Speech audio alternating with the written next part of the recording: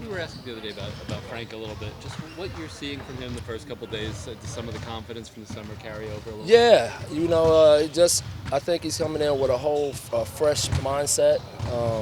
Again, his health was really the thing that was demoralizing, and he's healthy this year. He's coming off a really good summer, and he's focused and he's competing. Did you didn't go over to China at all? No. I went. Actually, the funny thing is, the first person I wanted to go see this summer was Frank. So this summer, I went to see Frank first in L.A. and we went to have lunch and just spent a few hours together talking about, how do we handle, getting that body healthy and really getting his mindset back to being aggressive and confident. That was in the spring?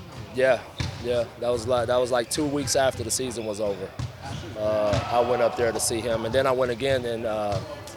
I want to say it was right before he had to go get with his team in France to Dallas and spend some time with him in Dallas as well, just to reiterate that message to him that, you know, got a lot of confidence in you, play free, leave everything behind you. When you see him in the fourth quarter of that U.S. game, it seemed like he's doing that. Is that pleasing to you to see? Yeah, I think that's what he needed. He needed to feel that success. He needed to see that ball go through the net a few times.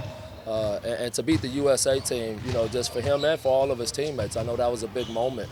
And the fact that he was the catalyst of that really, really did some good stuff for his confidence. Watching the way that France used him, is there anything that you was able to Yeah, I see that studied the heck out of him, and it's really what I've always said about him. He can be on the ball, he can be off the ball, he can guard multiple guys on the court.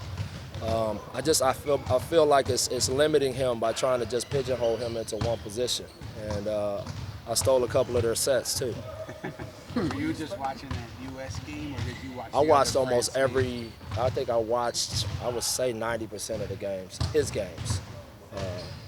Just to, again, like I said, I'm a thief, stealing from the coaches. All of those coaches over there were running great stuff, and then I just really wanted to lock in on some different things that was successful for him in the France game. Do you expect from Alonzo this year? You have a lot of guys at the 2 and 3 position. Is he going to have to compete there to play? They all gonna have to.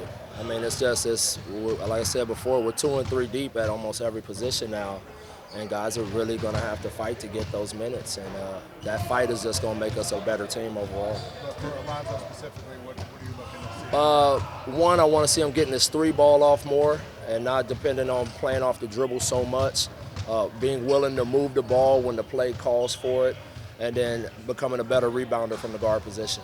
Those are things that we've talked about a lot. Does the fight for minutes start with defense for the whole team? Is that Absolutely. the mentality? Absolutely. Even this morning, this was our non-contact practice pretty much, but we started the first hour with just our defensive rotations, our coverages, our language, and then we got into some details of out-of-bounds plays that we're going to run in our early offense. Yeah, Mitchell talked yesterday about shooting threes and now say worked on. Was that something you guys were?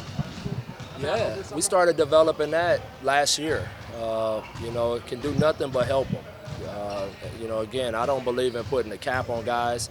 Mitch isn't going to be bombing 4 threes a game or anything like that, but I want him to feel confident that if he's in the right spacing and that ball finds him, that he lets it go without worry.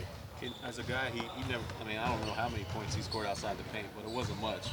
Is it a lot to ask somebody to just suddenly incorporate that into his game? No, I don't think so. I think he's a really good free throw shooter for a big, so he's got a nice touch and a shooting stroke. The coaches have done a really good job of working with him. I think you see when he's out here shooting, the ball goes in a lot for a big 7-foot guy. But at the same time, we're not neglecting what he needs to know and do around the basket. What excites you about Randall and what he can do for this team?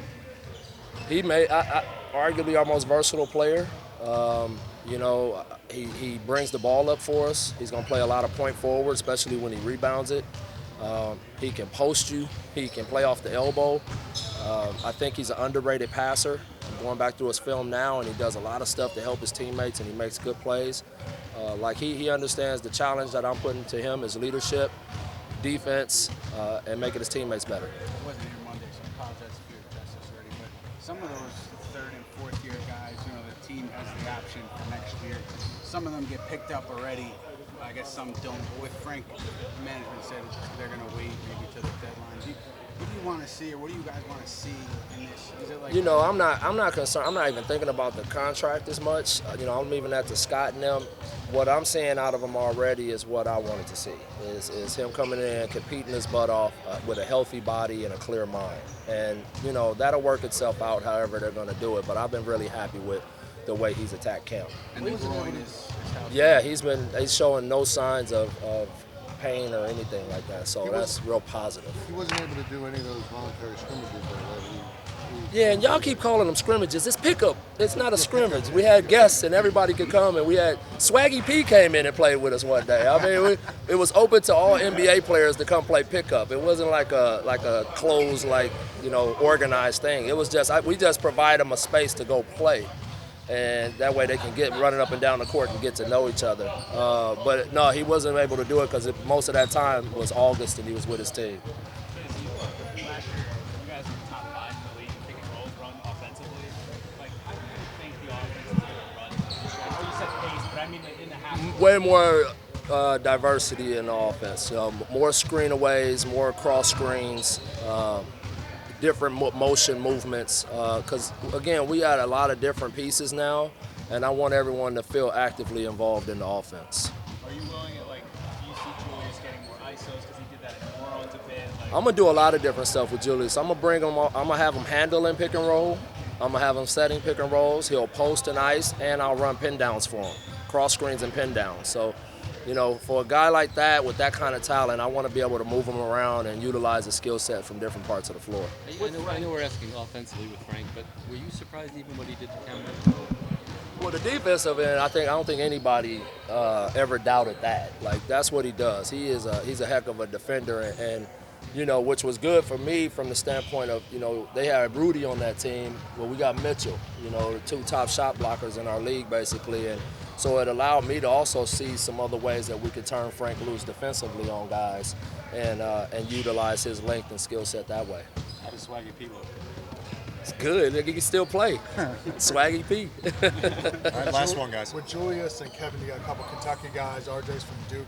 How much kind of winning DNA do these guys bring from? Oh, it's huge. I think having that experience, and being coached by such great coaches, can only help you. And that's part of when we try to identify a lot of these guys is we want winners. We want guys that's been coached hard. Guys that understand how to compete under duress, and all of those guys have gone through that. And lucky for them and to their credit, they had those coaches that they had.